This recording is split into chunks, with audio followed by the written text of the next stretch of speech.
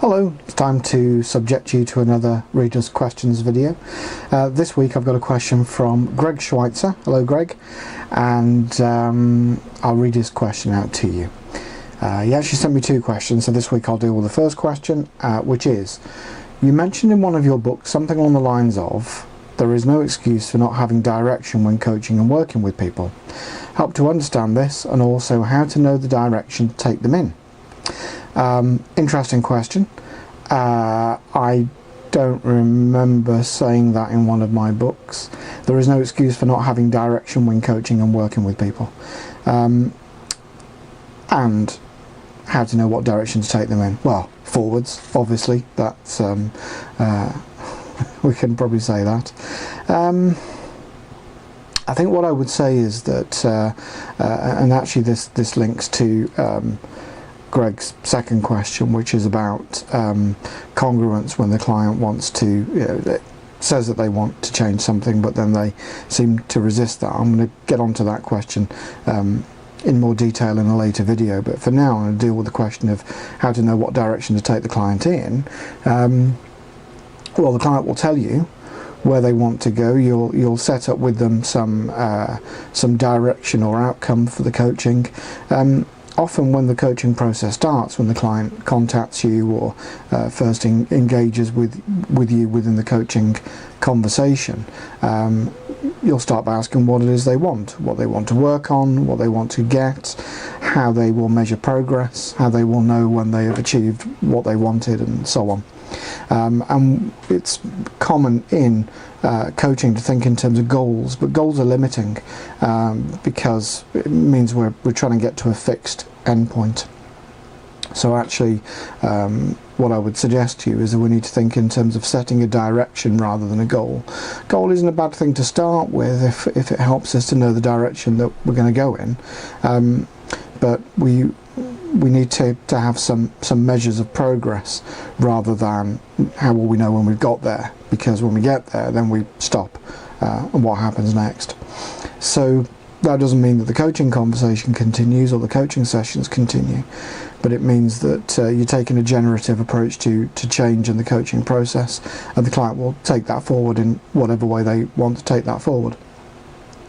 So what the client will have a tendency to do is, as I said in my last video, is tell you stories about the symptom for what they're experiencing. So what they tell you that they want will often be some kind of converse, some sort of logical reversal of what they've got at the moment that they're not satisfied with. So for example, if they're saying they want more confidence, then that's telling you that there's a situation or situations currently where they feel that they're not getting the results they want, and they attribute that to a lack of confidence, and so they look for a coach to help them to develop confidence. And of course we know, you'll know probably from my books and other stuff that actually we can't give the client confidence because we don't have it to give them. But we can trust them, we can believe them, to confide. Confidence is confide, with trust. So we entrust someone with something. And you can imagine a parent saying to a child by way of encouragement, "Come on, I know you can do it," and the child then will overcome their fear because they think, well, my parent knows what they're doing, and if they say it's safe, then it must be safe, and they're willing to overcome that leap of faith, or overcome that fear by making a leap of faith. The danger in a coaching context is that if you, the coach, are encouraging the client, if you're saying, "Come on, you can do it, I believe in you," then they're only going to do that, make that leap of faith, when you're standing there encouraging them. That's not generative, and that's not encouraging the client, or that's not enabling the client to be self-determining and self-managing and autonomous and so on. So they're going to keep on coming back to the coach and saying, "I've run out of confidence, can you give me some more please?" So I think the coach has to set challenges which are not so much about the task. It is not so important. It's about pushing the client out of their comfort zone so that they can have a different kind of experience that they bring back to the coaching session to reflect on, to learn from, and then plan whatever their next step is going to be. So all of this is taking the client forwards, whatever forwards means to them. We don't really know. It means, well, it means away from the situation they're trying to get away from.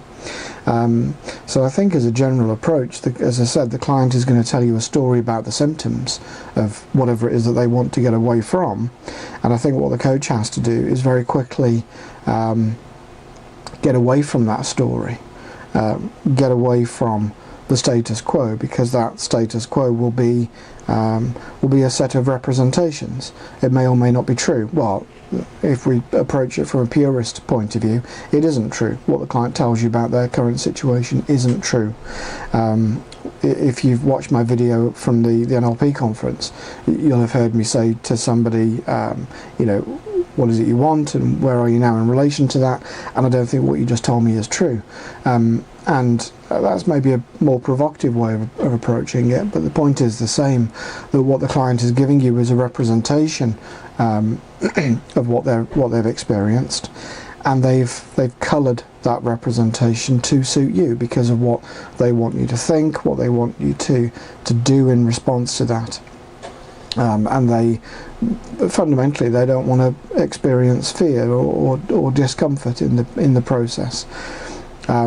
But as the coach, you know that in order to get through, to get the client to where they want to be, you're going to have to go through that. You know, if you go to the dentist with a bit of toothache, if they have to give you a filling or pull your tooth out, that's going to be painful. Well, yes, they'll minimise that as much as they can, but you've got to get through that in order to get to where you want to be. And so change is uncomfortable. You know, it's not called a comfort zone by accident. So change is necessarily, inevitably uncomfortable. And so therefore my suggestion for you, as strange as this might sound, is that how do you know as the coach what direction to take the client in?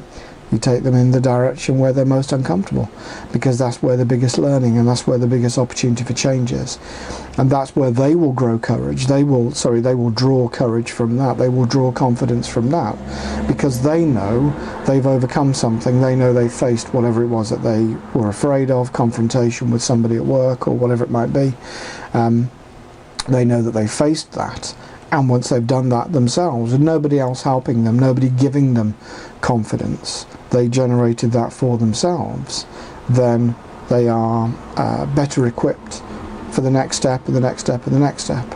So actually, as a general rule of thumb, when we're exploring at the start of the coaching relationship, what are the different areas that the client's interested in working on, whatever's most uncomfortable, that's the direction that we go in.